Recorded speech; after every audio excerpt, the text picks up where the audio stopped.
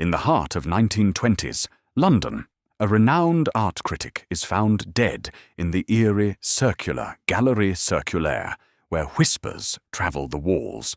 No wounds, no poison, just a cryptic note. The walls speak louder than the art. Hercule Poirot, with his razor-sharp mind, unravels a web of secrets. A desperate gallery owner, a volatile artist hiding forgeries, and a journalist chasing scandal. But the true killer, a silent sound, a deadly frequency hidden in the gallery's walls. Can Poirot make the whispers reveal the truth before the art world's secrets are buried forever? Chapter 1. The circular enigma. The late afternoon sun cast long shadows through the tall arched windows of the Galerie Circulaire, an architectural gem nestled in the heart of London's art district. Its circular design, a marvel of modernist ingenuity, was both a spectacle and a puzzle, its smooth white walls curving endlessly to form a perfect ring. The gallery's peculiar acoustics had earned it a name whispered with reverence among artists and critics alike: the Whispering Gallery. A single word spoken softly at one end of the room would travel, clear as a bell, to the opposite side, as though the walls themselves conspired to share secrets. It was here, in this temple of art and echoes, that Hercule Poirot found himself on a crisp autumn day, summoned by an urgent call from his old friend in an Inspector Japp of Scotland Yard. Poirot stepped delicately into the gallery, his polished shoes clicking on the polished marble floor, his small, fastidious figure a stark contrast to the grandeur around him. His moustache, immaculately waxed, quivered slightly as he adjusted his Homburg hat, his sharp green eyes taking in every detail of the scene. At the center of the circular chamber, beneath a skylight that bathed the room in a golden glow, lay the body of Sir Reginald Hawthorne, the most formidable art critic of his generation. He was slumped in an ornate wooden chair, his head tilted back, his eyes staring blankly at the domed ceiling. No blood stained the floor, no weapon lay nearby, and yet the man was undeniably dead.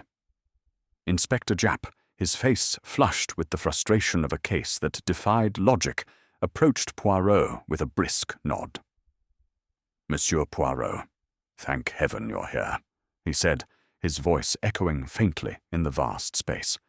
"This one's a proper mystery, and no mistake. Sir Reginald Hawthorne, dead as a doornail, and not a mark on him. No poison, no wounds, no nothing. The coroner's stumped, and I'm not far behind." Poirot inclined his head, his expression one of serene curiosity. "The absence of evidence, mon ami, is often the most eloquent evidence of all," he remarked, his Belgian accent lending a musical cadence to his words. He approached the body, his movements precise, almost balletic, as he studied Sir Reginald's lifeless form. The critic's face, frozen in a rictus of surprise, bore no signs of struggle. His hands rested calmly in his lap, clutching a small leather notebook.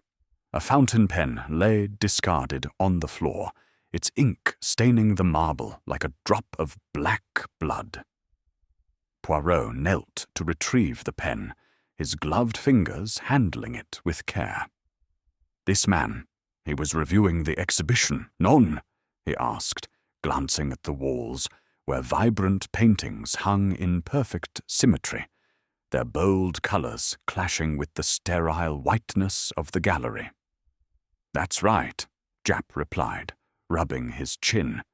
"He was here alone last night, going over the new collection by Victor Lang, found this morning by the curator.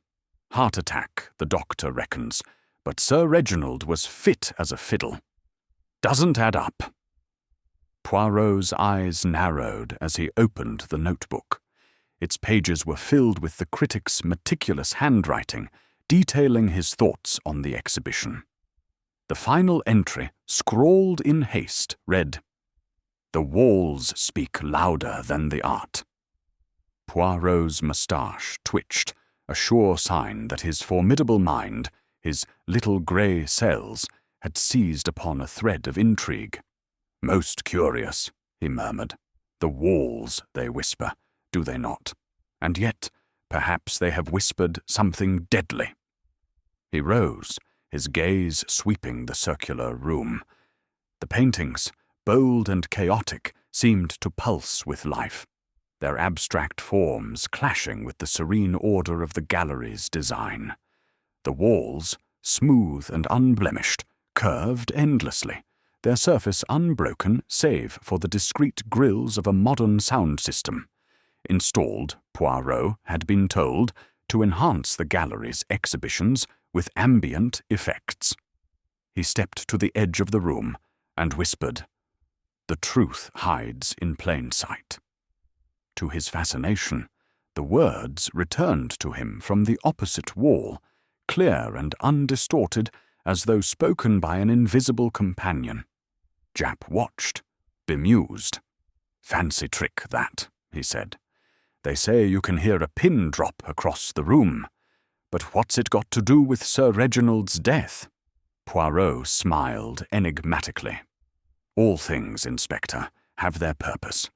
The walls of this gallery, they are not merely walls, they are witnesses. And Hercule Poirot, he will make them speak." He turned back to the body, his mind already weaving a tapestry of possibilities. A critic of Sir Reginald's stature had enemies, those whose careers he had ruined with a stroke of his pen, those who feared his unerring eye for deception. But how had death come to him in this silent, echoing chamber? The answer, Poirot knew, lay not in what was seen, but in what was unheard. As he and Japp left the gallery, the sun dipped below the horizon, casting the circular room into shadow. The paintings seemed to watch, their colours muted, their secrets locked within the whispering walls. Poirot's steps echoed as he departed, each one a promise to unravel the enigma of Sir Reginald Hawthorne's death. Chapter 2. The Players in the Frame. The morning after his initial inspection of the gallery. Circulaire, Hercule Poirot sat in the private parlour of his London flat, the air fragrant with the aroma of his morning tisane. The room, with its polished mahogany furniture and meticulously arranged bookshelves, reflected the fastidious order of his mind. His small, neat hands rested on a dossier provided by Inspector Japp, containing preliminary notes on the three individuals most closely tied to Sir Reginald Hawthorne's mysterious death. Poirot's green eyes, sharp as cut emeralds, scanned the pages, his moustache giving the faintest quiver as he absorbed the details. The critic's demise in the whispering walls of the gallery was no mere accident, of that he was certain. But to unravel the truth, he must first understand the players in this intricate drama. The dossier named 3 suspects, each with a motive as vivid as the paintings that adorned the gallery's curved walls. Madame Eleanor Voss, the gallery's owner, was a woman of ambition and poise, whose fortunes hung precariously on the critic's favour. Victor Lang, a tempestuous artist, had seen his latest exhibition flayed by Sir Reginald's pen, a wound to both pride and livelihood. Clara Merton, a young journalist with a penchant for unearthing scandals, had clashed with the critic over her probing articles. Each, Poirot mused, was a thread in the tapestry of this crime. But which thread, when pulled, would unravel the whole? He closed the dossier with a decisive snap and rose, adjusting his impeccable pinstripe suit. To know the heart of a mystery, one must know the hearts of those involved, he murmured, his Belgian accent lending a lyrical quality to his words. He telephoned Inspector Japp, arranging to meet each suspect that day. The gallery, with its whispering walls, was the stage, but the players would reveal their secrets elsewhere. Madame Eleanor Voss. Poirot's first destination was the elegant townhouse of Madame Eleanor Voss, situated in a quiet square near Mayfair. The morning light filtered through heavy drapes as a maid ushered him into a drawing-room adorned with understated luxury. Crystal chandeliers, velvet upholstery, and a single painting. A serene landscape hanging above a marble fireplace. Madame Voss entered with the grace of a woman accustomed to command, her auburn hair swept into a chignon, her grey eyes cool and assessing. She wore a tailored dress of deep emerald, its simplicity belying its cost. "Monsieur Poirot," she said, extending a hand, her voice smooth as polished stone. "I am honoured, though I confess I am puzzled by this visit. Surely Sir Reginald's death, tragic as it is, was a natural misfortune." Poirot inclined his head, his smile courteous but unyielding. "Madame, Hercule Poirot doesn't believe in misfortune without cause.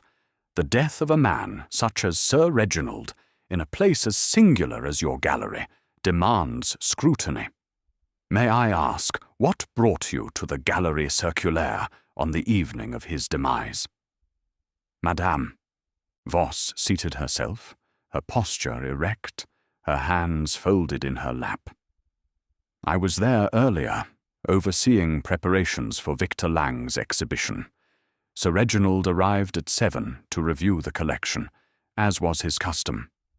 I left him to his work and returned home by 8. The curator, Mr. Hargreaves, locked up after him." Poirot noted the faintest tightening of her fingers, a ripple in her otherwise flawless composure. "And your relationship with Sir Reginald? It was amicable?" he inquired, his tone deceptively mild. Her lips curved into a smile that did not reach her eyes. Sir Reginald was a critic of unparalleled influence. His favour could elevate a gallery to greatness, his disdain could ruin it. We had our disagreements, naturally, but I respected his judgment. Poirot's eyes flickered to the painting above the fireplace. "A fine piece," he remarked. "One of Victor Lang's, perhaps." Madame Voss's smile faltered. "No, an older acquisition.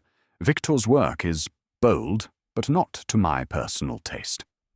She rose, signalling the end of the interview. "I trust you will find the truth, Monsieur Poirot. My gallery cannot afford the shadow of scandal." As he departed, Poirot's mind lingered on her clenched hands, her guarded words. Madame Voss was a woman of control, but control, he knew, often concealed desperation. Victor Lang. The contrast between Madame Voss's refined elegance and Victor Lang's chaotic studio could not have been starker.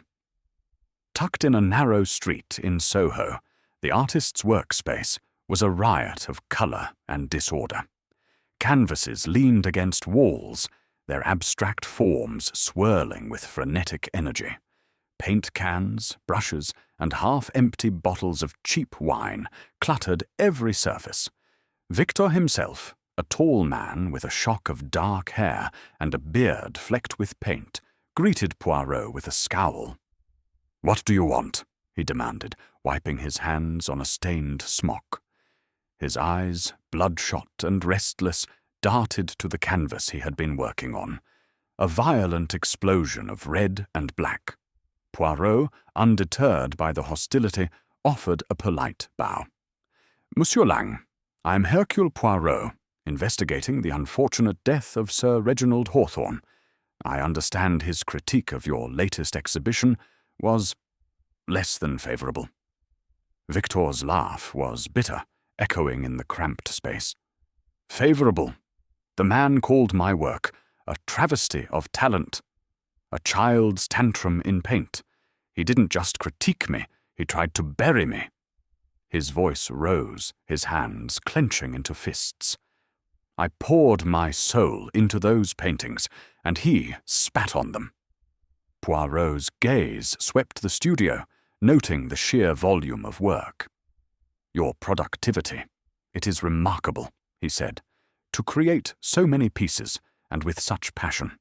Surely Sir Reginald saw their merit.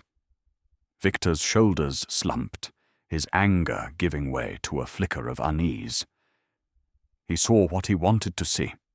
He had it in for me, always did. Said my earlier work was derivative, my new work a fraud. I was at the pub when he died, drowning my sorrows. Ask anyone there. And yet, Poirot said, stepping closer to a canvas, your alibi, it is not confirmed. No one recalls seeing you at the pub between 8 and 10, the time of Sir Reginald's death. He paused, his eyes locking with Victor's. You were not, perhaps, at the gallery, adjusting the ambience of your exhibition. Victor's face paled, his fingers trembling as they reached for a cigarette. I wasn't there, he muttered, lighting it with a shaking hand. I had nothing to do with it. Poirot smiled, a small, knowing smile. Of course, monsieur. But the truth, it has a way of revealing itself. As he left the studio, he noted a small electronic device half hidden among the clutter. A remote control, perhaps, for the gallery's sound system. His grey cells stirred, sensing a connection yet to be defined. Clara Merton. The final interview took place in a bustling cafe near Fleet Street, where Clara Merton awaited Poirot at a corner table, her auburn curls spilling from beneath a stylish beret. She was young, no more than 25, with a quick smile and eyes that gleamed with intelligence. Her notebook, open before her, was filled with hurried scrawls, and a copy of her latest article, a stinging exposé on art-world profiteering, lay beside her coffee. Monsieur Poirot, she said, rising to greet him, her handshake firm. I've read of your cases. It's a thrill to meet you, though I wish it were under happier circumstances. Poirot seated himself, his posture as precise as ever. Mademoiselle Merton, your reputation as a journalist precedes you. Your articles, they are most provocative. Sir Reginald, he was the subject of your scrutiny, non? Clara's smile tightened, but her voice remained steady. He was a gatekeeper, a man who decided whose art lived or died. I was working on a story about the darker side of the art world. Dealers inflating prices, galleries laundering money. Sir Reginald wasn't pleased. He called my work sensationalist drivel, but I think he was scared I'd dig too deep. Poirot's moustache twitched. And what, precisely, did you hope to uncover? She leaned forward, her voice dropping. There's a rumour of forged paintings circulating in top galleries. Sir Reginald hinted he'd found proof, but he wouldn't share it. I was at a press event across town when he died. Dozens of witnesses can confirm it.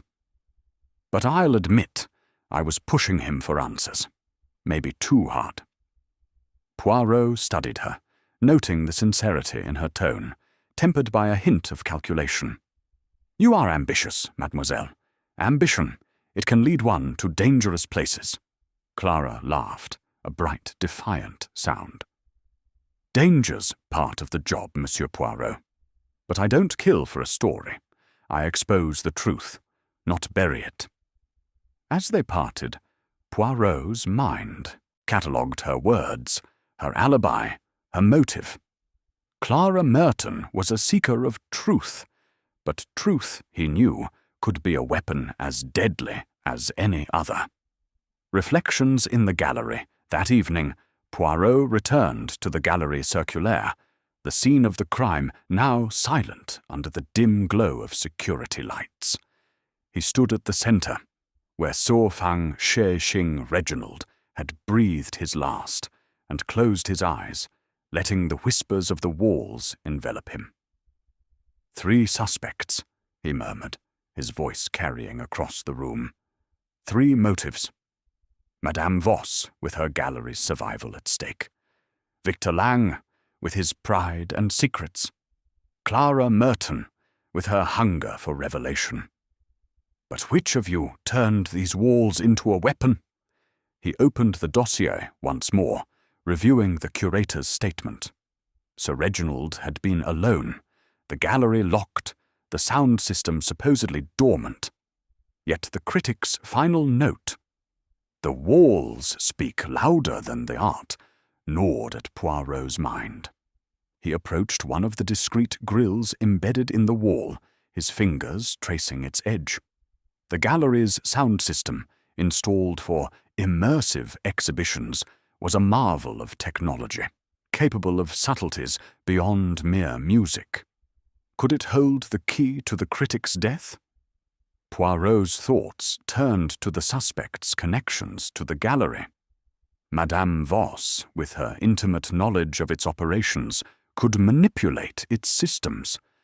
Victor, with his technical skills, had access to the exhibition's setup. Clara, though less likely, might have uncovered a secret that made her a threat. Each was a piece of the puzzle. But the picture remained incomplete.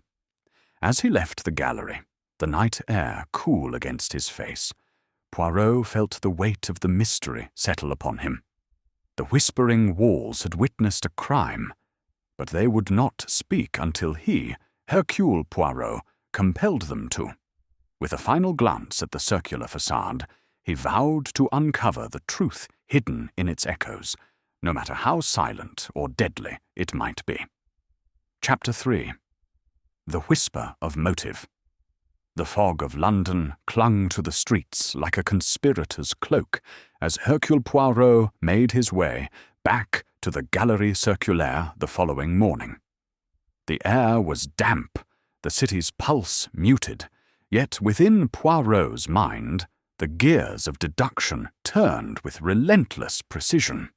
His visit to the suspects, Madame Eleanor Voss, Victor Lang, and Clara Merton, had painted a vivid tableau of ambition, resentment, and hidden truths, but the heart of the mystery remained elusive. Sir Reginald Hawthorne's death, with no mark upon his body, was a puzzle that demanded not only logic, but intuition, a quality Poirot prized above all. The whispering walls of the gallery, he sensed, held the key, and today he would make them speak. The Galerie Circulaire stood silent under a grey sky, its circular facade a stark contrast to the angular buildings flanking it. Poirot paused at the entrance, his gloved hand resting on the brass handle, his eyes tracing the smooth curve of the structure. "A circle," he murmured, "the shape of perfection, yet also of entrapment. What secrets do you guard, mon ami?" With a decisive nod, he entered, his polished shoes echoing on the marble floor. Inspector Japp awaited him inside, his broad face etched with the weariness of a man grappling with the inexplicable. "Morning, Poirot," he said, his voice gruff, but tinged with relief. "I've got the curator, Hargreaves, waiting for you. He's a nervous sort, but he's the one who found the body. Says he knows nothing, but I reckon you'll squeeze something out of him." Poirot's moustache twitched, a sign of amusement. "Mon cher Japp, it is not a matter of squeezing, but of listening. The truth, it speaks softly, and one must have the ear to hear it." He gestured toward the center of the gallery, where Sir Reginald had been found. "Let us begin where the drama ended. Show me precisely where the body lay."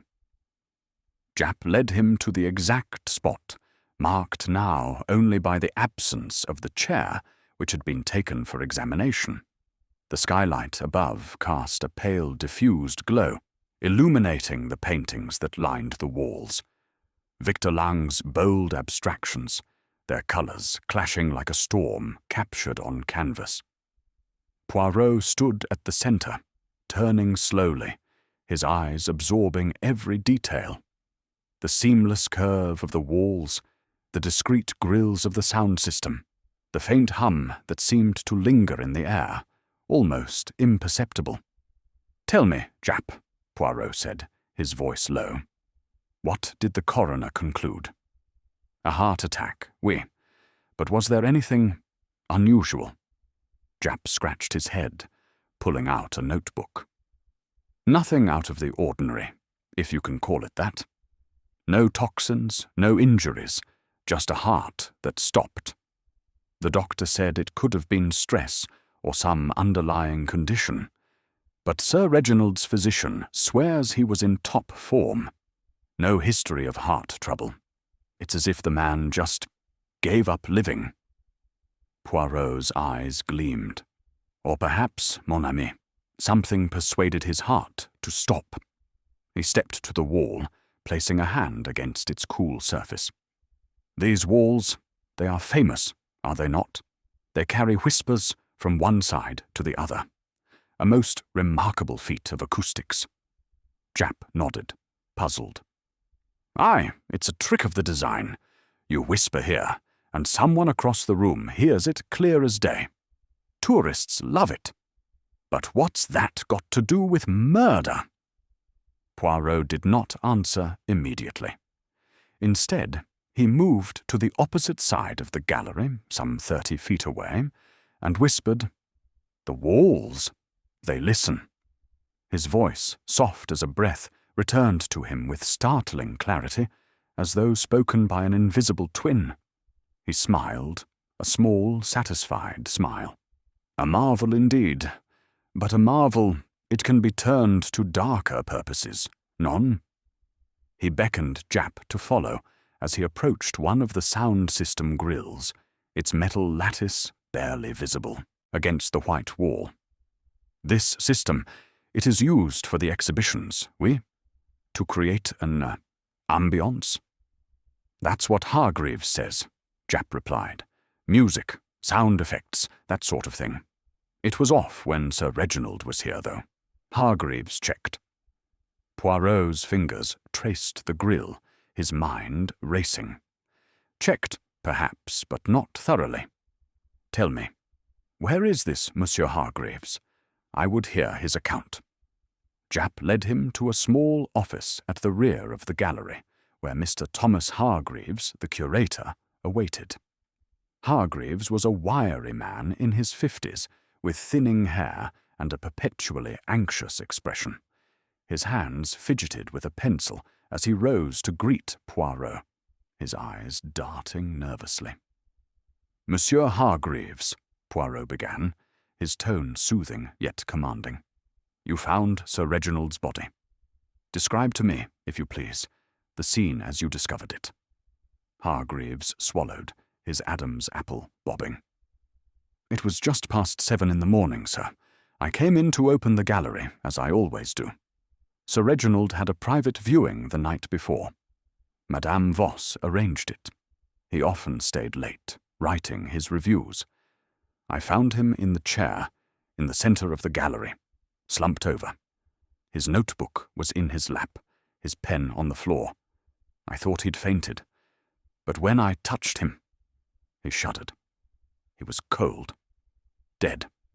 Poirot's eyes narrowed. "And the gallery? It was locked when you arrived?" "Yes, sir. I used my key. No one else was here, and nothing was out of place. The security system showed no breaches." Poirot leaned forward, his voice soft but piercing. "And the sound system, monsieur? Was it truly off, as you told Inspector Jap?" Hargreaves blinked, his fingers tightening on the pencil. "Yes, of course. I checked the controls myself. The system's only used during exhibitions, and Victor Lang's show hadn't opened yet. It was silent." Poirot's smile was enigmatic. silent, perhaps, to the ear. But there are sounds, monsieur, that the ear cannot hear. He rose, thanking Hargreaves, but his mind was already elsewhere. The curator's nervousness, though natural in the face of death, hinted at something unspoken. Was it fear or guilt? As they left the office, Poirot requested the gallery's technical schematics, particularly those of the sound system. Japp, though sceptical, promised to obtain them. "You're barking up a strange tree, Poirot," he said. "What's a sound system got to do with a heart attack?" Poirot's eyes twinkled. "Patience, mon ami. The motive, it lies not only in the hearts of men and women, but in the very air they breathe. Sir Reginald's note, 'The walls speak louder than the art.' It was not a metaphor. It was a clue." Back in the gallery, Poirot stood once more at its centre, his gaze fixed on the paintings. Victor Lang's work, with its wild strokes and vivid hues, seemed to pulse with a life of its own. Yet, too, there was something discordant, something that did not sit right with Poirot's sense of order. He recalled Sir Reginald's reputation for spotting forgeries, his unerring eye for authenticity. Had the critic seen something in these paintings that threatened to unravel a carefully guarded secret? Poirot's thoughts turned to the suspects. Madame Voss, whose gallery teetered on the brink of ruin, needed Sir Reginald's approval to survive. A scathing review could have been her downfall. Victor Lang, whose career hung by a thread, had every reason to fear the critic's pen. Clara Merton, with her relentless pursuit of scandal, might have pushed Sir Reginald too far, uncovering a truth that demanded silence. Each motive was compelling, yet none explained the method. A death without a trace. As he left the gallery, Poirot paused at the entrance, glancing back at the circular chamber. The walls, silent now, seemed to mock him with their secrets. He whispered, "You will speak to Hercule Poirot," and the words echoed back, a challenge accepted. The motive, he knew, was tied to the gallery's unique design, its whispering walls a silent accomplice in a crime that defied detection. With a final adjustment of his hat, he stepped into the fog, determined to unravel the whisper of motive that lingered in the air. Chapter 4. A brush with deception. The London air was thick with the scent of a coal smoke and damp stone as Hercule Poirot navigated the narrow cobbled streets of Soho. His destination, the cluttered studio of Victor Lang. The morning's fog had lifted, but a chill lingered, mirroring the unease that had settled in Poirot's mind. The Galerie Circulaire, with its whispering walls and enigmatic death, was a puzzle that demanded precision, and Victor Lang, the tempestuous artist, was a piece that did not yet fit. Sir Reginald Hawthorne's death, without a mark or a trace, pointed to a method both ingenious and sinister, and Poirot's instincts told him that the answer lay not only in motive, but in the very art that adorned the gallery's walls. The studio, tucked above a dingy bookshop, was a chaos of creativity. Canvases leaned precariously against walls, their abstract forms a riot of colour. Slashes of crimson, swirls of indigo, jagged lines of black that seemed to pulse with raw emotion. The air was heavy with the tang of turpentine and stale tobacco.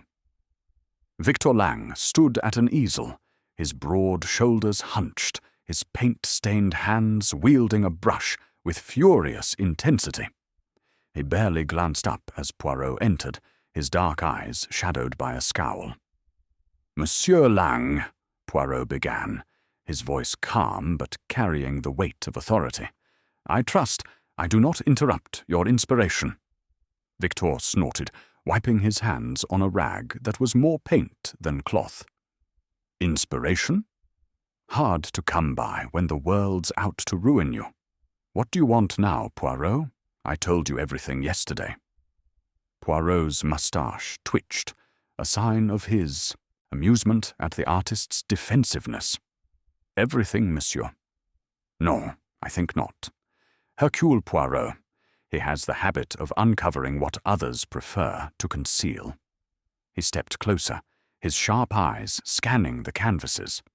Each painting bore Victor's signature style, bold, chaotic, almost violent in its energy. Yet there was something that tugged at Poirot's sense of order, a subtle discord he could not yet name. He gestured to a particularly striking piece, a canvas dominated by swirling reds and golds, its composition evoking a storm at sea. This, it is one of your works for the Galerie Circulaire, oui? The exhibition that Sir Reginald reviewed so harshly? Victor's jaw tightened, his fingers clenching the rag. Yeah, that's one of mine. He called it a cacophony of incompetence. Said it lacked soul, authenticity, as if he knew anything about art. His voice rose, echoing in the cramped space, but Poirot noted a flicker of fear beneath the anger. Authenticity, Poirot repeated, his tone deceptively mild. A curious choice of word. Sir Reginald, he was known for his ability to discern the true from the false, was he not? A man who could spot a forgery at a glance.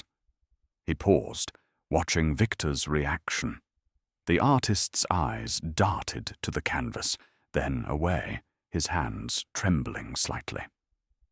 I don't know what you're getting at, Victor muttered, tossing the rag aside and lighting a cigarette with a shaking hand. My work's my own. Every stroke, every colour, it's mine.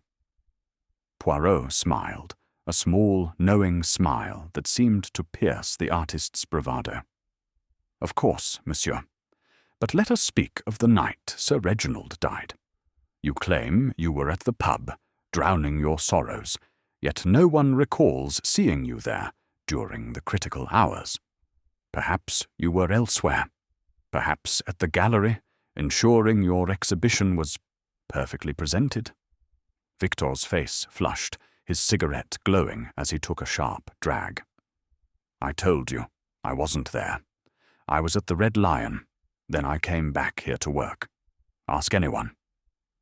But I have asked, monsieur, Poirot said, his voice soft but unyielding. And the answers, they do not align. Tell me, what do you know of the gallery's sound system? It is most sophisticated, no? Capable of creating effects that enhance your art. Victor's eyes narrowed, a bead of sweat forming at his temple. It's just speakers, for ambiance, music, soundscapes, that sort of thing. I helped set it up for the show, but it was off that night. Hargreaves told you that. Poirot nodded, stepping closer to a cluttered workbench where brushes, palettes, and a curious assortment of tools lay scattered. Among them, half hidden beneath a pile of rags, was a small electronic device, its surface etched with buttons and a digital display.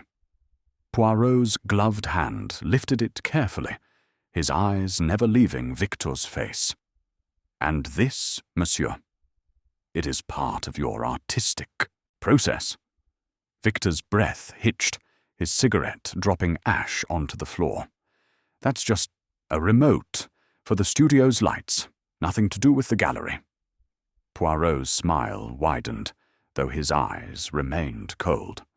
A remote, you say? Most interesting. Hercule Poirot, he has a fondness for details, and this detail, it speaks to him. He set the device down, noting its weight, its complexity. It was no mere light switch, but something more, perhaps a key to the gallery's secrets. Leaving the studio, Poirot descended the creaking stairs, his mind alight with possibilities. Victor Lang's paintings, so vibrant, so celebrated, bore a flaw that Sir Reginald, with his unerring eye, might have detected. Poirot had noticed inconsistencies in the brushwork, subtle variations in technique, as though more than one hand had crafted the canvases. Forgery, he suspected, was the shadow that loomed over the artist's career. Sir Reginald's final note, "The walls speak louder than the art," suggested he had seen through the deception, a discovery that could have ruined Victor. As Poirot emerged into the street, the clamour of Soho surrounded him, street vendors calling, taxis honking, the pulse of a city alive with secrets. He paused, his thoughts returning to the gallery's sound system. Victor's familiarity with its controls, his access to the exhibition's setup, and the mysterious device in his studio pointed to a method as cunning as it was silent. Had the artist turned the whispering walls into a weapon, using sound to silence the critic who threatened his livelihood? Poirot hailed a taxi, his destination the British Library, where he intended to research the gallery's acoustic design and the science of sound. The motive, he knew, was tied to Victor's fear of exposure. But the method? The method was a masterpiece of deception, one that only Hercule Poirot could unravel. As the taxi wove through the bustling streets, he whispered to himself, "The brush of the artist conceals, but the truth, it always leaves a trace." Chapter 5. The Gallery's Mistress. The afternoon sun cast a muted glow through the tall windows of Madame Eleanor Voss's office, perched on the upper floor of the Galerie Circulaire. The room, a study in restrained elegance, overlooked the circular gallery below, its curved walls visible through a wide glass pane. Hercule Poirot stood at the threshold, his immaculate suit a stark contrast to the stark modernity of the space. A mahogany desk, adorned with a single vase of white lilies, anchored the room, while a sleek telephone and a stack of ledgers hinted at the business that sustained the gallery's grandeur. Madame Voss, the gallery's mistress, awaited him, her presence as commanding as the architecture itself. Poirot had come to probe deeper into the enigma of Sir Reginald Hawthorne's death, a puzzle that grew more intricate with each revelation.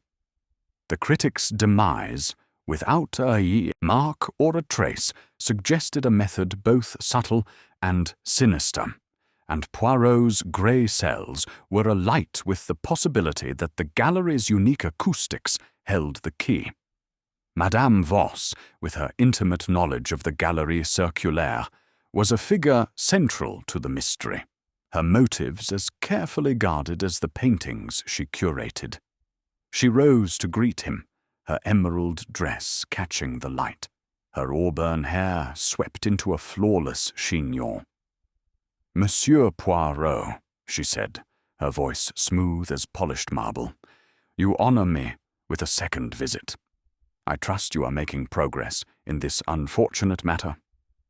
Poirot inclined his head, his moustache twitching with the faintest hint of a smile. "Progress, madame, is like a fine painting. It requires time to reveal its true form. I come to understand the heart of your gallery, and perhaps the heart of its mistress." Madame Voss gestured to a chair, her movements graceful but deliberate. "Please, sit. Would you care for tea?" She rang a small silver bell, and a maid appeared, setting a tray of porcelain cups and a steaming pot before retreating silently. Poirot settled into the chair, his posture impeccable. "Most kind, madame, but let us dispense with pleasantries and speak of the night Sir Reginald met his end. You left him alone in the gallery, oui? To review Monsieur Lang's exhibition." Her grey eyes met his, unyielding. "Yes, as I told you. I ensured everything was in order. Lighting, temperature, the usual preparations. Sir Reginald preferred solitude for his reviews. I left at 8, and Mr. Hargreaves locked up after him. Poirot sipped his tea, the delicate aroma of jasmine grounding his thoughts. And the sound system, madame. It is a marvel, no? Capable of creating effects that enhance the art. Was it, perhaps, active that evening? Madame Voss's lips curved into a faint smile, though her hands tightened briefly on her cup. The system was off, Monsieur Poirot. It's used only during public exhibitions, for ambiance, music, soundscapes. Victor Lang designed a specific audio for his show, but it wasn't activated that night. Poirot's eyes gleamed, noting her precise choice of words. Victor Lang, he is familiar with this system then. And you, madame, as the gallery's mistress, you oversee its every detail. Tell me, what is the nature of your relationship with Monsieur Lang? Her expression remained composed, but a flicker of tension crossed her face. Professional, naturally. Victor is a talented artist, if volatile. His work draws crowds, which benefits the gallery. We've had our disagreements, but I value his contribution. Poirot leaned forward, his voice soft but piercing. And Sir Reginald. His reviews, they could make or break your gallery. I have learned, madame, that the Galerie Circulaire faces financial difficulties. A scathing critique from such a man could be catastrophic, non? For a moment, silence hung between them, heavy as the air before a storm. Madame Voss set her cup down with a faint clink. The gallery has faced challenges, she admitted, her tone measured. The art world is fickle, and Sir Reginald's influence was immense. His approval could secure patrons. His disapproval could deter them. But I assure you, I had no reason to wish him harm. His death, if anything, casts a shadow over my business. Poirot's gaze drifted to a photograph on the desk, a younger Madame Voss standing beside a man in a suit, his face partially obscured by shadow. A friend? He inquired, gesturing to the image. Her eyes followed his, and her smile tightened. An old acquaintance, an engineer who advised on the gallery's design. He's long since moved abroad. She rose, signaling the interview's end. I trust you'll find the truth, Monsieur Poirot. The gallery cannot afford suspicion. As he stood, Poirot's attention lingered on the photograph. The man's posture, his hand resting on a blueprint, suggested expertise in acoustics or architecture, a connection, perhaps, to the gallery's whispering walls. One final question, madame, he said, pausing at the door. Sir Reginald's notebook contained a curious phrase. The walls speak louder than the art. Does this mean anything to you? Her face remained impassive, but her fingers brushed the edge of the desk, a subtle tell. A critic's whimsy, perhaps, she replied. Sir Reginald was fond of cryptic phrases. Poirot nodded, his smile enigmatic. Perhaps, but Hercule Poirot, he finds meaning in the smallest of clues. He departed, his mind cataloguing her responses. Madame Voss was a woman of control. But control, he knew, often masked vulnerability. Her financial straits, her knowledge of the gallery's systems, and her connection to an acoustics expert pointed to a deeper involvement, though the precise shape of it eluded him. Descending to the gallery floor, Poirot paused to study the layout once more. The circular chamber, bathed in soft light, seemed to hum with secrets. He approached a grille in the wall, its metal lattice cool beneath his gloved fingers. The sound system, he suspected, was more than a tool for ambiance.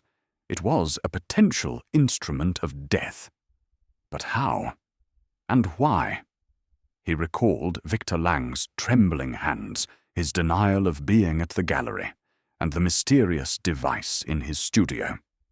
Madame Voss's guarded demeanour suggested she knew more than she revealed, perhaps about Victor's work or the gallery's technology. Clara Merton, too, with her probing questions, might have uncovered a truth that threatened the gallery's mistress. Each suspect was a thread, but the pattern remained incomplete. As Poirot left the Galerie Circulaire, the city's clamour enveloped him. Car horns, distant shouts, the pulse of London's restless heart. He hailed a taxi, his thoughts turning to the science of sound, a realm where the invisible could become deadly. Madame Voss, with her command of the gallery and its secrets, was a formidable figure. But was she a murderer? Or was she, like the walls she presided over, merely a conduit for another's scheme? "Driver," he said, settling into the cab, "to the British Museum. There I shall find the knowledge to make these walls speak." As the taxi pulled away, Poirot whispered to himself, "The mistress of the gallery guards her secrets. But Hercule Poirot, he shall uncover them all." Chapter 6. The Journalist's Pen. The hum of Fleet Street greeted Hercule Poirot as he stepped from the taxi, the heart of London's journalistic world pulsing with the clatter of typewriters and the shouts of newsboys. It was mid-afternoon, and the city's energy seemed to mirror the restless curiosity of Clara Merton, the young journalist whose sharp pen had made her both a rising star and a target of Sir Reginald Hawthorne's scorn. Poirot, his Homburg hat tilted precisely, navigated the bustling pavement toward a small café where Clara had agreed to meet him. His investigation into the critic's death at the Galerie Circulaire had deepened, each suspect revealing layers of motive, but the method, a silent, traceless murder, remained a tantalizing enigma. Clara, with her nose for scandal, might hold a piece of the puzzle, and Poirot intended to coax it from her. The café, Le Chat Noir, was a cosy nook tucked between a printer's shop and a tobacconist, its windows fogged with steam from the espresso machine. Clara sat at a corner table, her auburn curls catching the light, her fingers tapping a pencil against a notebook filled with hurried scrawls. A half-empty coffee cup and a crumpled newspaper, its headline trumpeting her latest exposé, lay before her. She looked up as Poirot approached, her green eyes bright with a mix of wariness and excitement. "Monsieur Poirot," she said, rising with a quick smile. "I was beginning to think you'd forgotten me. A man of your reputation must be drowning in clues by now." Poirot bowed, his moustache twitching with amusement. "Mademoiselle Merton, the clues, they are like stars in the daylight, present, but not always visible. Hercule Poirot, he seeks the light to reveal them. May I?" He gestured to the chair opposite, and she nodded, her gaze never leaving his face. As he settled, adjusting his cuffs with meticulous care, Poirot studied her. Clara was young, no more than 25, but her poise and sharp wit belied her age. Her articles, he had learned, were fearless, peeling back the veneer of the art world to expose its underbelly. Dealers inflating prices, galleries laundering money, artists passing off lesser works as masterpieces. Sir Reginald, with his towering influence, had been a frequent target of her pen, and their clashes were the stuff of Fleet Street legend. "You were investigating Sir Reginald, non?" Poirot began, his voice soft but probing. "Your articles, they suggested he was more than a critic, perhaps a gatekeeper with secrets of his own." Clara leaned forward, her fingers stilling on the pencil. "He was a kingmaker, Monsieur Poirot. His reviews could launch a career or destroy it. But he wasn't above playing favourites or holding grudges. I was digging into a story about forged paintings circulating in top galleries. Sir Reginald hinted he'd found evidence, something big, but he wouldn't share it with me. Said I was too reckless to be trusted. Her lips quirked, a mix of pride and frustration. Poirot's eyes gleamed. And this evidence, mademoiselle, it concerned the Galerie Circulaire, or perhaps Monsieur Victor Lang. Her smile faltered, and she took a sip of coffee, buying time. I don't know the details. Sir Reginald was cagey, but he mentioned Victor's exhibition in passing. Said the paintings were not what they seemed. I pressed him, but he shut me down, called my work sensationalist, said I'd ruin innocent reputations. Poirot leaned back, his fingers steepled. Yet you persisted, oui? A journalist with your ambition, she does not retreat easily. Tell me, where were you on the night Sir Reginald died? Clara's eyes met his, unflinching. At a press event at the Savoy, across town. Dozens of people saw me. Editors, reporters, even a photographer who snapped me for the society page. I wasn't anywhere near the gallery. She opened her notebook, sliding it toward him. Here's the guest list, if you want to check. I've nothing to hide. Poirot glanced at the list, his mind noting the names of prominent figures in London's cultural scene. Her alibi, if verified, was ironclad, but alibis, he knew, could be as deceptive as a forged canvas. You are thorough, mademoiselle, he said, his tone approving. But let us speak of motive. Sir Reginald's death, it removes an obstacle to your story, does it not? A critic who blocks your path, who threatens to discredit you. His silence would be most convenient. Clara laughed, a bright, defiant sound that turned heads in the cafe. Convenient? Maybe. But I don't kill for a byline, Monsieur Poirot. I expose secrets. I don't bury them. If anything, his death complicates things. Without him, I've lost a source who knew more than he let on. Poirot's moustache twitched, a sign his grey cells were at work. And what, precisely, did he know? You said he spoke of Victor Lang's paintings. Did he suggest they were inauthentic? She hesitated, her fingers tracing the edge of her notebook. He didn't say it outright, but he implied it. He was obsessed with authenticity, always sniffing out fakes. If Victor was passing off forgeries, Sir Reginald would have spotted it in a heartbeat. That's why I was pushing him. I wanted the proof for my story. Poirot nodded, his mind cataloguing her words. Clara's pursuit of the truth was a double-edged sword.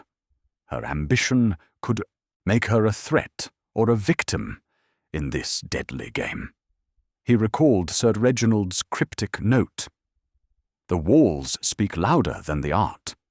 Had Clara's questions pushed the critic too far, alerting someone else to his suspicions? Or was she merely a bystander, her pen poised to expose a scandal that had already claimed a life? He rose, adjusting his hat with a flourish. You have been most helpful, Mademoiselle Merton. But be cautious. Truth is a dangerous quarry, and those who hunt it may find themselves hunted in turn. Clara's eyes sparkled, undaunted. I can handle myself, Monsieur Poirot, but if you find out it's what Sir Reginald knew, I'd love a tip for my next column. Poirot smiled, a rare warmth in his expression. The truth, mademoiselle, belongs to justice. But Hercule Poirot, he does not forget those who aid him. He left the cafe, the clamour of Fleet Street swallowing his steps, his mind alight with possibilities. Clara Merton was a force, clever, driven, and unafraid, but her alibi, while strong, did not absolve her entirely. Her knowledge of Sir Reginald's suspicions about Victor Lang's paintings suggested she was closer to the heart of the mystery than she admitted. Had she unwittingly set the stage for murder by pressing the critic for answers? Or was her role more calculated, her journalistic zeal a mask for deeper motives? As Poirot walked toward the British Museum, where he planned to consult an expert on acoustics, he considered the threads of the case. Victor Lang's shaky alibi and technical expertise pointed to his involvement, perhaps in manipulating the gallery's sound system. Madame Eleanor Voss, with her financial desperation and control over the gallery, could have orchestrated a silent crime to protect her empire. Clara, though absent from the scene, might have sparked a chain of events that led to Sir Reginald's death. Each suspect was a note in a symphony of deceit, but the melody, the method of murder, remained elusive. The museum's grand facade loomed ahead, a repository of knowledge that might unlock the gallery's secrets. Poirot whispered to himself, "The pen of the journalist writes the truth, but the truth, it can also kill." With a determined step, he entered, ready to uncover the silent notes that had ended a critic's life. Chapter 7.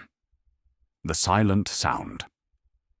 The British Museum's vast halls, with their echoes of ancient civilizations, provided a fitting backdrop for Hercule Poirot's quest to unravel the mystery of Sir Reginald Hawthorne's death. The afternoon light filtered through high windows, casting long shadows across marble floors as Poirot made his way to the office of Dr. Helen Carver, an expert in acoustics whose name had surfaced in his inquiries. The Galerie Circulaire's whispering walls, with their uncanny ability to carry sound, had become the focal point of his investigation, and Poirot suspected that the gallery's sophisticated sound system held the key to a murder that left no trace.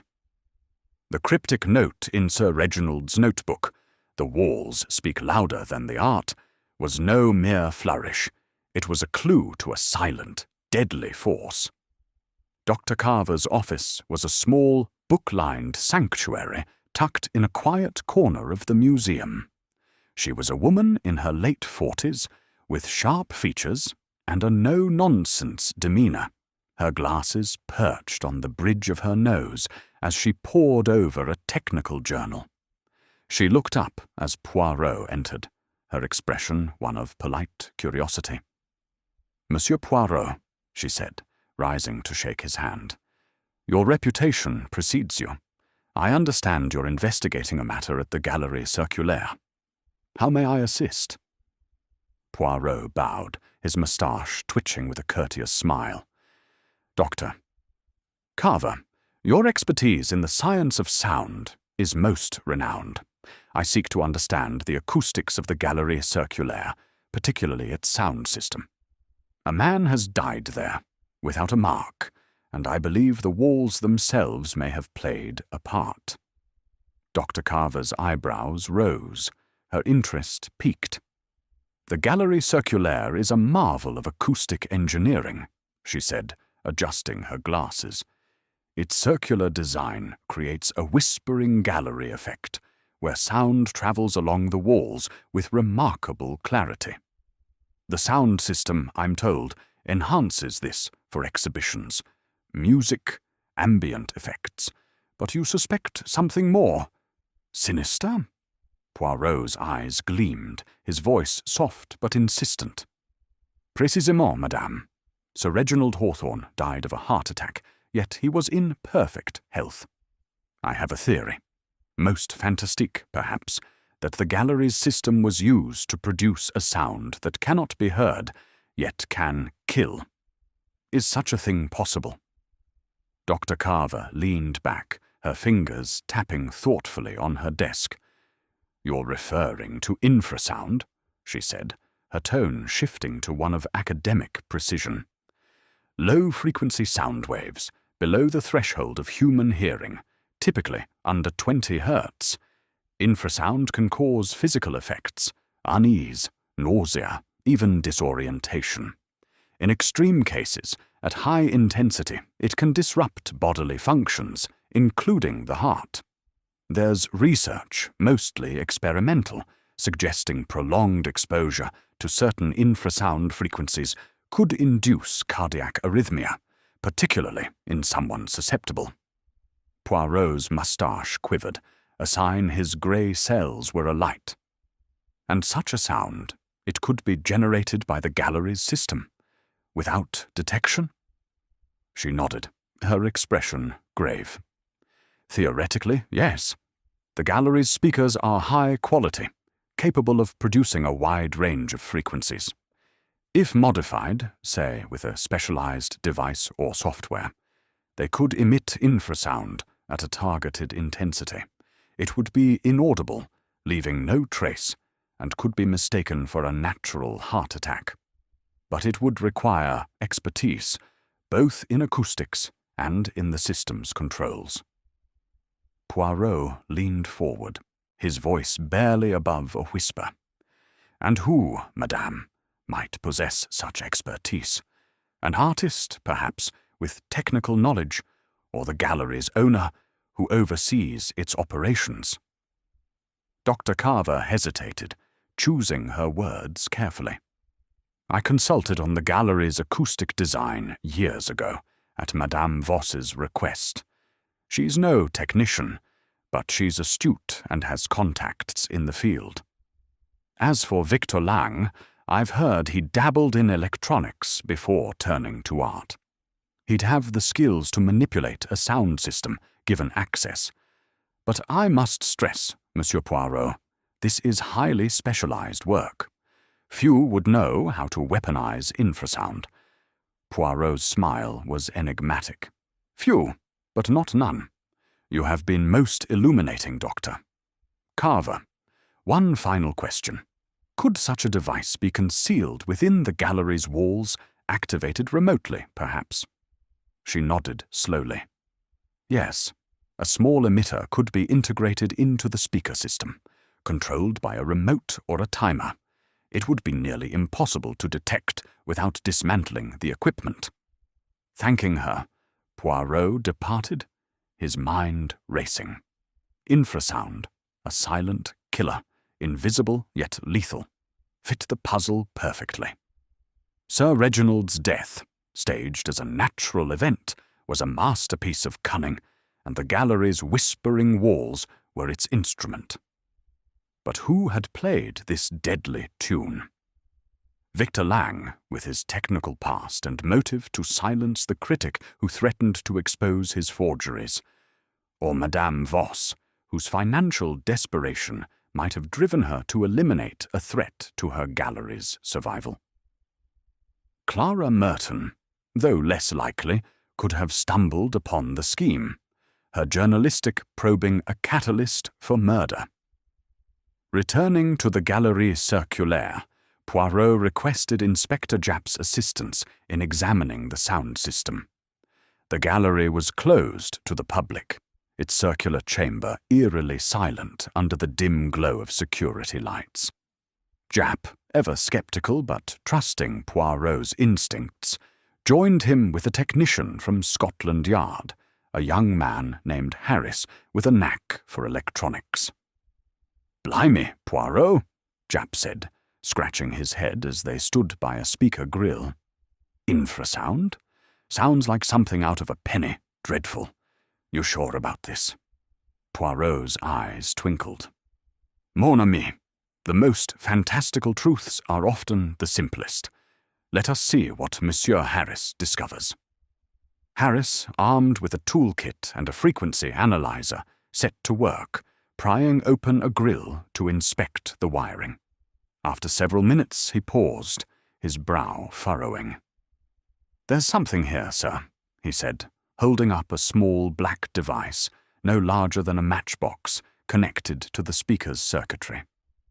"It's not part of the standard setup. Looks like a custom job. Could be a frequency modulator." Poirot's moustache twitched, a sign of a triumph. "And what, Monsieur Harris, might this device do?" Harris examined it closely, his fingers deft. "It's designed to emit low-frequency signals below what we can hear. With the right calibration, it could produce infrasound at a dangerous level. Whoever installed this knew exactly what they were doing." Japp's jaw dropped.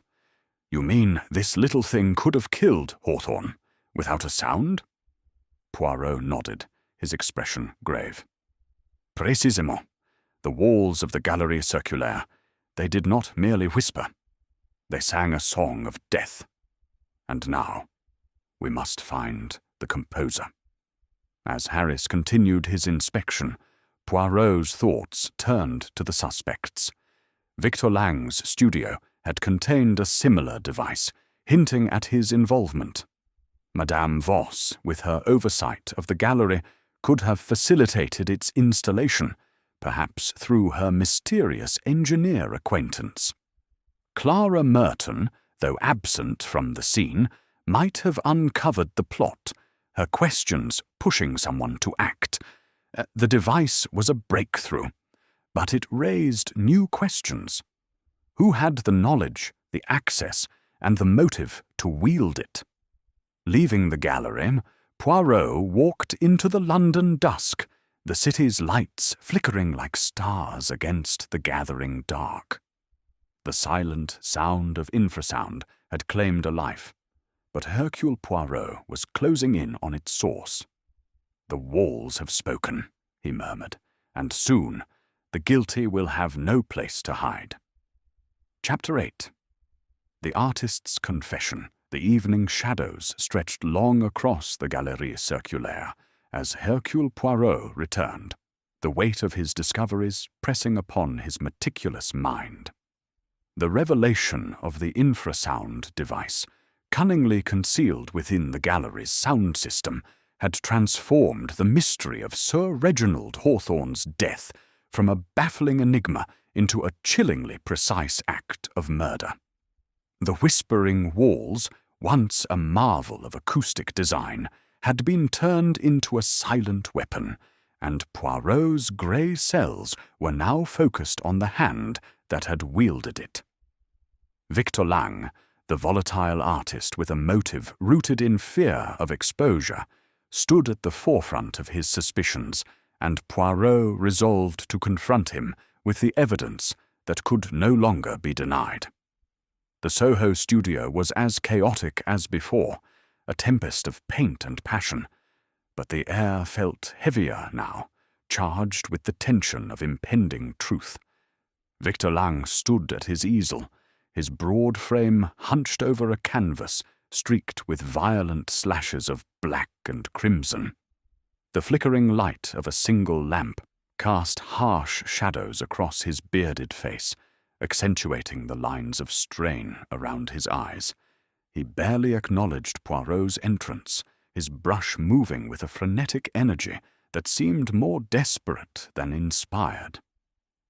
"Monsieur Lang," Poirot began, his voice calm but carrying the weight of inevitability, "I have returned, for there is much to discuss. The death of Sir Reginald Hawthorne, it was no accident, and Hercule Poirot, he has uncovered the method of its execution." Victor's brush paused, a bead of paint dripping onto the floor. He turned, his dark eyes narrowing, a cigarette dangling from his lips. "What are you on about now, Poirot? I told you I was at the pub. I had nothing to do with it." Poirot stepped forward, his small, fastidious figure a stark contrast to the artist's dishevelled intensity. "Non, monsieur, you were not at the pub, not during the hours that matter. Your alibi, it crumbles like a poorly mixed pigment. But let us speak of the art. Your art, which Sir Reginald found wanting. He was a man who could spot a forgery, oui? A man whose pen could destroy a career built on deception." Victor's face flushed, his hands clenching into fists. He was a pompous fool who wouldn't know genius if it slapped him. My paintings are mine. Every stroke, every colour. He had no right to call them frauds. Poirot's moustache twitched, a sign his grey cells were in full motion. Fraud, monsieur, is a heavy word, yet it lingers in the air. I have examined your canvases, here and in the gallery. The brushwork, it is inconsistent, subtle, but detectable to an eye as trained as Sir Reginald's. Some strokes, they are bold, passionate, yours. Others they are imitative, as though another hand sought to mimic your style. Tell me, were all your paintings truly born of your soul? Victor's cigarette fell to the floor, his breath coming in short, ragged bursts. You don't know what you're talking about, he muttered, but his voice lacked conviction, his eyes darting to the shadows of the studio. Poirot pressed forward, his tone soft, but relentless. I know, monsieur, that Sir Reginald's final note, the walls speak louder than the art, was a warning. He saw through your deception, and you could not allow his truth to be spoken. So you turned the gallery's walls, those whispering marvels, into a weapon. Infrasound, monsieur. A sound too low to hear, yet powerful enough to stop a heart. A device hidden in the gallery's speakers was found this day, and in your studio I saw its twin. A remote capable of controlling such a system. Victor staggered back, his face paling, his hands gripping the edge of the easel. You're mad, he whispered, but the defiance in his voice was crumbling. I'm an artist, not a scientist. I don't know anything about infrasound or devices. Poirot's eyes gleamed, unyielding. But you do, Monsieur Lang. Before you turned to paint, you worked with electronics, did you not? A brief career, perhaps, but enough to understand the mechanics of sound. You helped install the gallery's system for your exhibition, giving you access to its controls. You feared Sir Reginald's review, not merely for its criticism, but for its truth, that your paintings were not all your own. A forgery exposed would ruin you, so you ensured his silence with a silent sound. Victor sank onto a stool, his hands trembling as he lit another cigarette. The flame, casting fleeting shadows across his face. You've got no proof, he said, but his voice was hollow. A man staring into the abyss of his own guilt. Poirot stepped closer, his presence commanding despite his small stature. Proof, monsieur, is in the details. The device in the gallery, it bears traces of your work, custom wiring, precise calibration. The remote in your studio, it matches its design, and your absence from the pub, it places you where you should not have been. Confess, Monsieur Lang, for the truth, it is a canvas that cannot be erased. For a long moment, silence hung in the studio, broken only by the faint crackle of Victor's cigarette. Then, with a shudder, he buried his face in his hands, his voice breaking. I didn't mean for it to happen, he whispered. I just wanted to scare him, to make him back off. He was going to ruin me, Poirot. I'd sold a few copies, paintings I'd mimicked from older works, passed them off as mine. They were good, better than most originals, but he saw through them. He was going to expose me, destroy everything I'd built. Poirot's expression remained impassive, though his heart stirred with the pity of one who understood human frailty. And so you used the gallery's system, he prompted, his voice gentle but firm. You modified it to emit infrasound, knowing it could harm him. Victor nodded, his eyes glistening. I read about infrasound in an old engineering journal, thought I could use it to make him ill, force him to leave the gallery. I rigged the device, set it to a low frequency, just enough to unsettle him. But something went wrong. It was too strong. I was in the control room, watching through a service hatch. He clutched his chest, collapsed. I didn't mean to kill him, Poirot. I swear it. Poirot's moustache quivered, a sign of both triumph and sorrow. Intent, monsieur, does not erase the act. You turned art into a weapon, and a man is dead. The law, it will judge you. But Hercule Poirot, he has found the truth. He summoned Inspector Japp, who had been waiting discreetly outside, and Victor, broken and defeated, offered no resistance as he was led away. The studio, with its vibrant canvases, seemed to dim in the wake of his confession, the colours muted by the shadow of guilt. As Poirot left the studio, the London night enveloped him, the city's lights flickering like the last embers of a dying fire. Victor Lang's confession had solved the mystery, but questions lingered. Had Madame Voss known of the forgeries, her silence a shield for her gallery's reputation? Had Clara Merton's probing pushed Victor to act, her pen an unwitting catalyst? These threads, though secondary, would need tying before the case was fully closed. Poirot hailed a taxi, his mind already turning to the final act. "The artist has confessed," he murmured, "but the gallery's secrets, they are not yet fully silent." With a nod to the driver, he set off into the night, determined to ensure every whisper of truth was heard. Chapter 9. The walls speak. The Galerie Circulaire stood bathed in the pale glow of a London evening, its circular facade a silent sentinel in the gathering dusk. Hercule Poirot, his Homburg hat tilted precisely, entered the gallery with a sense of culmination. Victor Lang's confession had unravelled the method of Sir Reginald Hawthorne's death, a silent, deadly infrasound emitted by the gallery's manipulated sound system. But the tapestry of motives and complicity was not yet complete. The whispering walls, which had served as both stage and weapon, now awaited their final act, and Poirot had summoned the remaining players to lay bare the truth. Madame Eleanor Voss, Clara Merton, and Inspector Japp were to meet him in the gallery's central chamber, where the echoes of deceit would be silenced at last.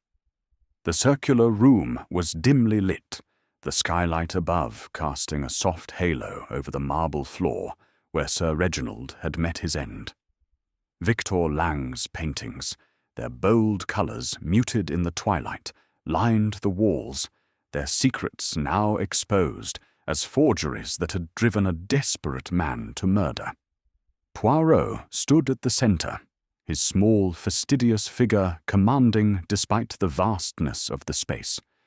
He adjusted his cuffs, his green eyes sharp as they traced the curve of the walls, their acoustic grills a reminder of the silent sound that had claimed a life.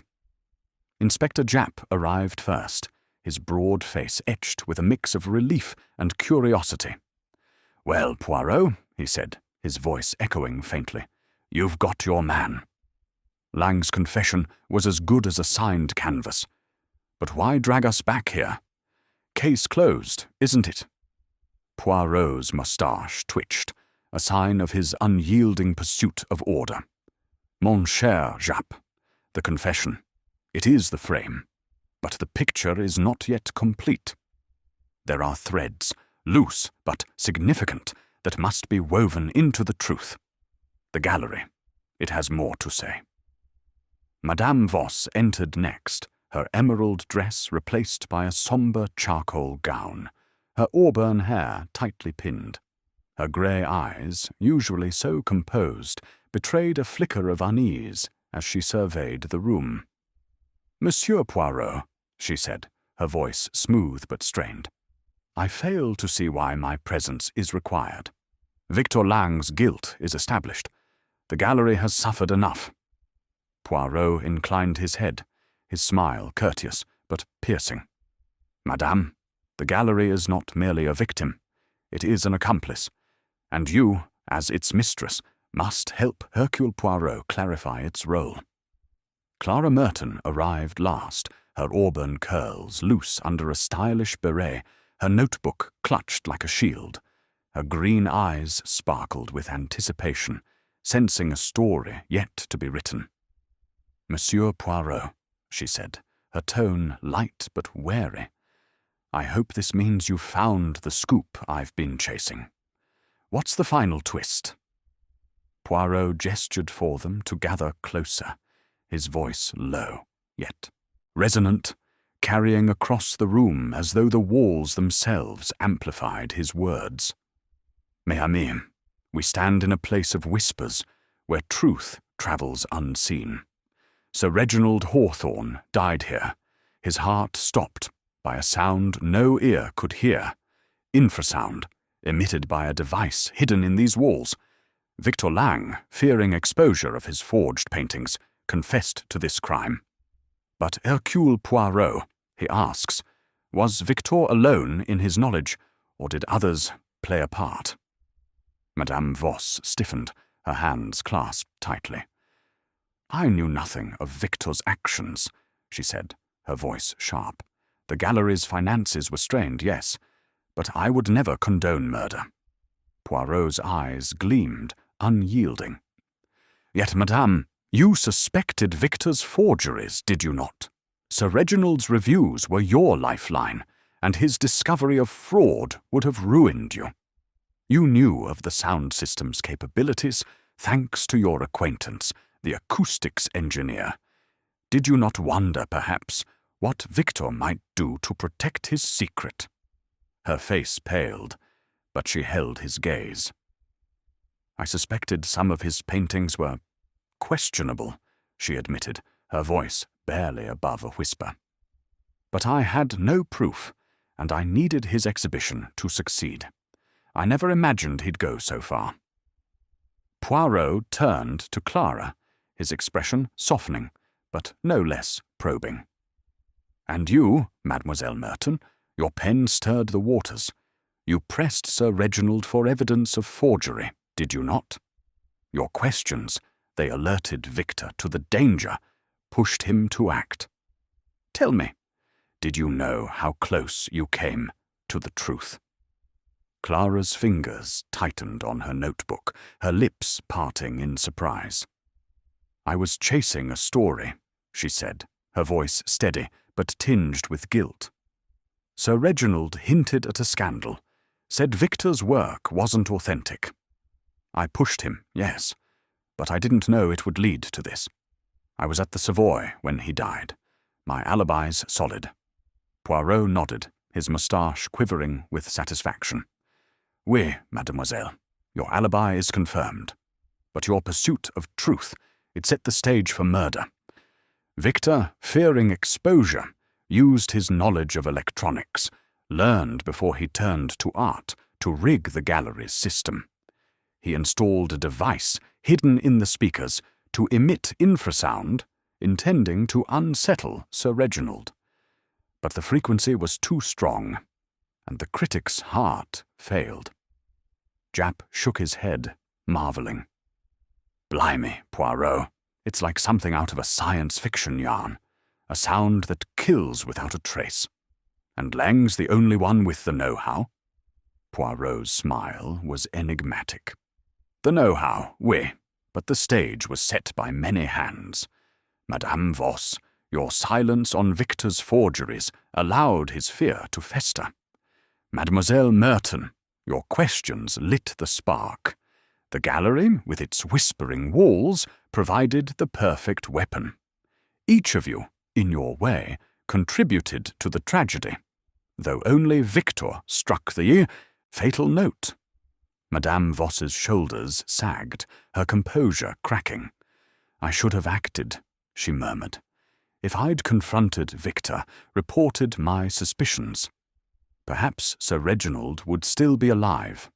Clara's eyes glistened, her voice soft. "I just wanted the truth. I never meant for anyone to die." Poirot's expression softened, though his resolve remained firm. "The truth, it is a dangerous pursuit, yet it is also justice. Victor Lang will face the law, but you, Madame Voss, and you, Mademoiselle Merton, must face your consciences. The walls have spoken, and their secrets are no more." As Japp escorted the women out, promising to finalize the case's paperwork, Poirot lingered in the gallery, his gaze fixed on the empty chair where Sir Reginald had sat. The paintings, their falsity now exposed, seemed to dim in the fading light. He whispered, "The truth. It always finds its echo." And the words returned to him, clear and resolute, as though the walls themselves agreed.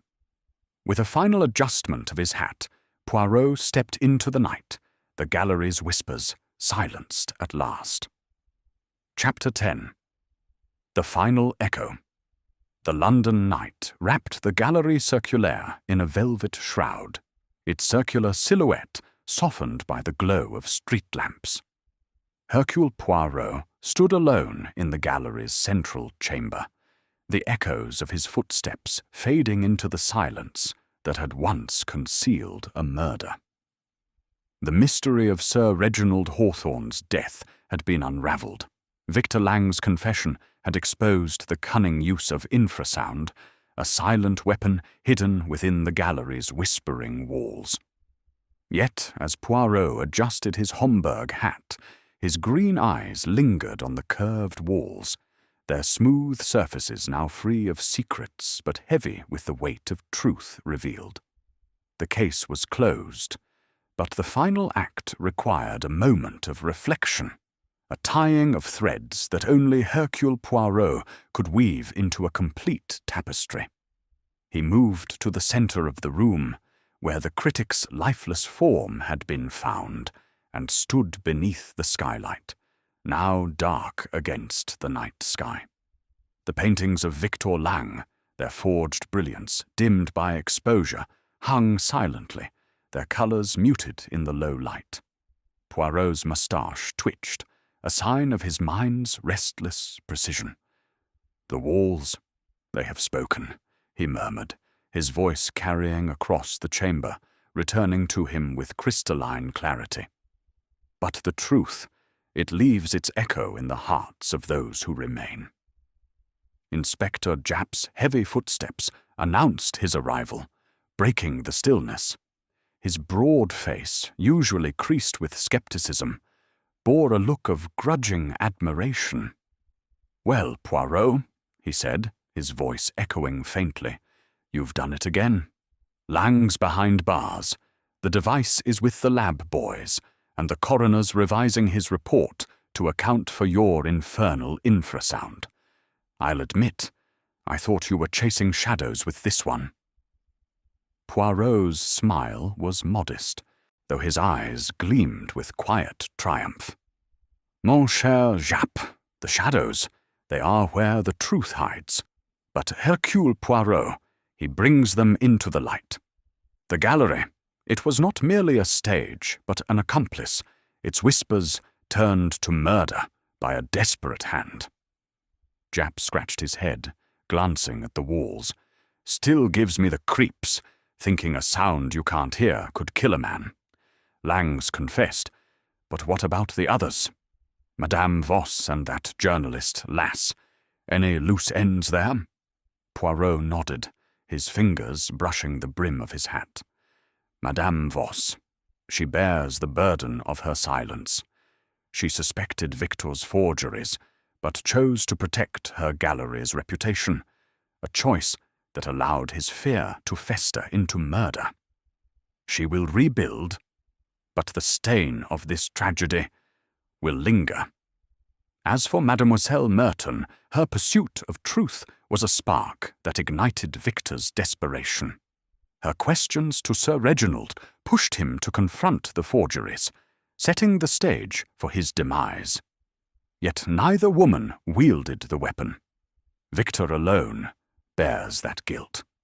Japp grunted, satisfied. "Fair enough. The papers are already calling it the Whispering Gallery murder. That Clara Merton's got her scoop, I reckon. She's writing a piece on the whole affair. Says it'll shake the art world to its core." Poirot's moustache quivered, a sign of amusement. "Mademoiselle Merton. She is a force, no? Her pen will write the truth, and the art world, it will tremble. But justice, it is served, and that is what matters to Hercule Poirot." He turned, his gaze sweeping the gallery one final time. The walls, now silent, seemed to watch him, their secrets laid bare. He whispered, "The truth always finds its echo," and the words returned, a final affirmation of his victory. With a nod to Japp, he stepped toward the exit, his polished shoes clicking on the marble floor. Outside, the night air was cool, the city's hum a distant counterpoint to the gallery's stillness. Madame Voss, Poirot knew, would strive to restore the Galerie Circulaire's reputation, her ambition undimmed by the scandal.